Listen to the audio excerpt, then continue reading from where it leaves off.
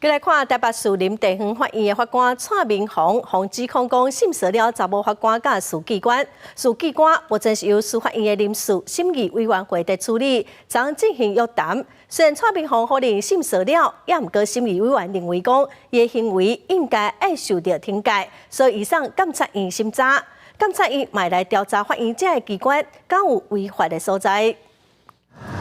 请写做家己一个出现伫司法院士林地院法官蔡明宏指控10多年前涉嫌性骚扰查某司机官，虽然法官评鉴委员会顶伫决议不负顶界，也毋过司法院有无共意见，提交人事审议委员会了后，立即请伊到场陈述意见。我还是坚持我一贯的说法，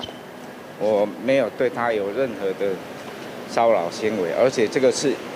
96年前的旧案。面对指控，蔡明宏法官讲，只是伊涉及的性骚案件，那是这一件，即马更加压出也有其他4名受害者。这个部分是不是他们用制造集体的力量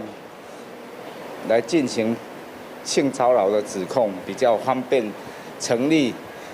他们的指控？这个部分我会提出来说明。相法官一直否认有骚扰行动，也毋过司法院人心回讨论了后，认定伊的行为应该受顶戒，移送监察院审查。那人审会已经做成决议，认定蔡法官确实有受惩戒的必要，将之移送监察院审查。除了这件互指控对司机官强奸妄刑砍的旧案，1年外前，蔡明宏也涉嫌不当去卡查某法官的身体。2件案件检方去年底起诉，其中女法官案公布伫顶届法院审理，这摆的司机官案伫司法院出手进前，监察院早已经介入调查。我的重点是说，如果他是确定是一个惯犯，那机关知不知道？我现在讲不只是书记官的部分哦，如果知道而不积极处理，导致111年的法官受害，中间他们的责任不就大了吗？20早起，蔡明宏才到司法院说明，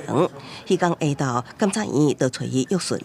那是调查涉案法官，监委也要厘清所属的法院等机关，敢是也涉及违宪。记者综合报道。